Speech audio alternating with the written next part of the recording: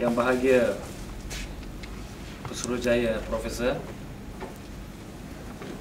dan saudara-saudara daripada media, saya ucapkan selamat tengah hari. Saya selaku Presiden bernama Kalaiwana daripada Alternative Action Team bersama dengan Encik Govindasamy, iaitu bapa kepada si mati yang bernama Gua Kanten yang lebih dikenali sebagai Jiwa. Dan sebelah kanan saya adalah Saudara Sembian, Presiden daripada NGO juga. Dan kami berada di sini untuk menyerahkan satu memorandum mengenai ketidakpuasan pihak keluarga, iaitu Encik Govindasamy dan keluarganya terhadap kematian anaknya yang dipercayai adalah satu pembunuhan, di mana pihak Hospital Sungai Bakap dan juga polis tidak menjalankan tugas mereka secara wibawa, iaitu mereka tidak menjalankan bedah siasat. Saya telah meninjau kepada pihak pengarah Hospital Sungai Bakap semalam. Lebih kurang 1 jam saya berada dengan beliau, Puan Fauzia, Dr. Fauzia. Dan beliau sendiri pun setuju dengan apa yang saya katakan dan mengaku bahawa mereka memang tidak menjalankan bedah siasat terhadap mayat yang dijumpai pada 4 hari bulan. Dengan ringkasnya saya menceritakan bahawa anak Encik Govindasamy, iaitu Gua Kanten, pada 1 hari bulan, lebih kurang malam pukul 9, telah pergi berjumpa dengan kawan, di mana beliau telah diantar untuk berjumpa kawan oleh saudara Asudas melalui van. Sampai di sebuah perhentian bas di Nibong Tibal, beliau telah turun dan meminjamkan telefon daripada dia dan mengantar SMS kepada anaknya, lagi satu adiknya, dengan mengatakan bahawa jikalau berlaku apa-apa terhadap diri saya, orang yang bernama Gopal adalah tanggungjawab. Dia hantar melalui SMS tu dan suruh dia itu balik. Dan beliau pun, Yesus pun balik. Daripada 1 hari bulan sehingga 4 hari bulan, belum ada apa-apa berita. Keluarga pun risau. Si mati itu telah pun berumah tangga, mempunyai 2 orang cahaya mata, satu umur 4 tahun dan satu baru 4 bulan. Dan pada tengah hari 4 hari bulan, Govindasamy diberitahu oleh pihak polis bahawa mereka telah menjumpai satu mayat di tepi sungai, dan mereka memanggil dia, mensyaki bahawa kemungkinan anak tuan supaya mencamkan. Dan Govindasamy pun telah pergi ke tempat itu untuk memastikan, mencamkan bahawa anak dia ke tidak.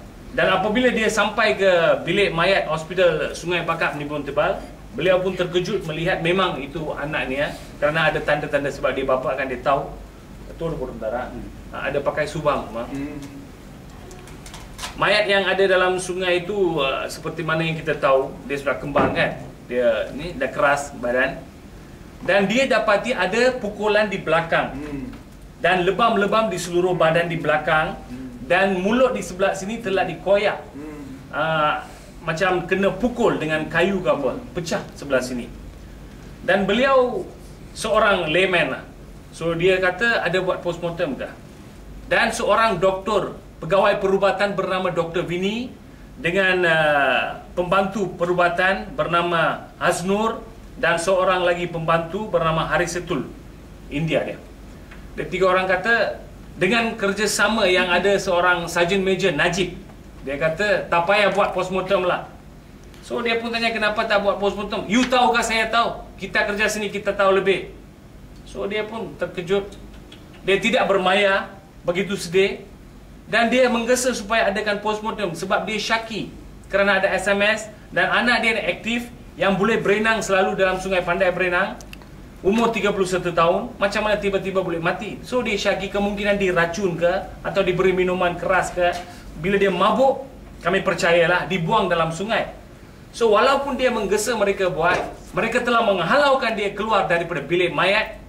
Dan lebih kurang panjang semua 15 minit kemudian, Sarjan Major bernama Najib, dia datang, dia kata, ayah you boleh angkat anak punya mayat pergi tanam ke, you buat apa. Dia kata macam tu. So dia pun tidak bermaya, dia kembali. Oleh kerana dia syaki, maka dalam upacara Hindu biasanya, seperti mana Datuk tahu, biasa mereka akan mengadakan upacara pembakaran mayat. Tapi dalam aspek ini, apabila dia hubungi saya ada di Johor masa itu dengan kes lain, saya memberitahu dia nasihat, jangan bakar, tanam. Saya tanya dia, you sudah keluar mayat itu daripada mortuary ke? Dia kata sudah. Kalau dikeluar daripada mortuary, setahu kita tidak boleh bawa balik sekali lagi dalam mortuary. Kalau dalam mortuary, bilik mayat dia ada peti sejuk kan, boleh simpan mayat. Dia sudah keluar. So kata you buat upacara pembumian lah, jangan bakar. Lepas tu pada 4 hari bulan juga mereka telah mengadakan upacara pembakaran. Dan satu report telah dibuat oleh Encik Govinda Sami dan juga Saudara Asudas di Balai Polis, di mana belakang ada, dia punya salinan ada report. Dia mengatakan mengenai SMS yang diterima, nama orang yang disyaki, di mana si mati sendiri telah meng-SMS-kan perkara tersebut dengan jelas. Apabila kita teliti ni, pihak polis Nibun Timal, dia kata kepada bapa si mati, dia katakan, you punya anak pasal apa sini koyak? Dia tanya pasal apa sini koyak, dia pecah, ada orang pukul. Dia kata, tak ada lah, buaya sudah makan.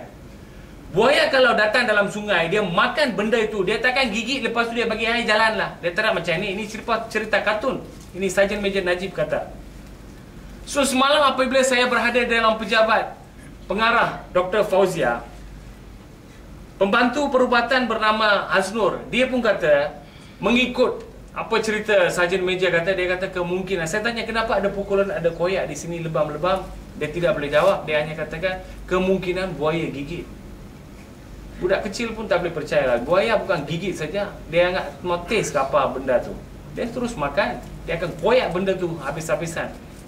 Maka tuan yang hormati, kita telah mengantarkan, saya sebagai NGO telah mengantarkan surat melalui fax kepada Peguam Negara, Ketua Polis Negara, Ketua Polis Negeri Pulau Pinang, Menteri Kesihatan, Menteri Dalam Negeri, dan hari ini datang Suhakam menyerahkan memorandum supaya pihak prihatin, Suhakam prihatin benar-benar menyiasat kes ini demi keadilan dan mengali kubur kembali dan mengadakan satu bedah siasat seperti yang tertakluk dalam section dalam kanun, section dia itu memberi kuasa magistrate dalam section 335 membuat kurungan 2, seorang magistrate menjalankan sesuatu siasatan di bawah bab ni jika ia mendapat mayat si mati itu patut diperiksa oleh pegawai perubatan untuk mendapat tahu sebab-sebab kematian itu, sama ada telah dijalankan pemeriksaan postmortem mayat di bawah section 331 atau tidak, boleh mengeluarkan perintah kepada seorang pegawai perubatan untuk menjalankan pemeriksaan ke atas mayat itu, dan untuk tujuan itu ia boleh memerintahkan supaya mayat yang telah dikebumikan digali semula. Tanpa kerjasama daripada Badan Perikamanusiaan Suhakam, saya percaya memang susah. Bukan senang kita dalam undang-undang kita boleh menggali sebuah satu mayat yang telah dikebumikan.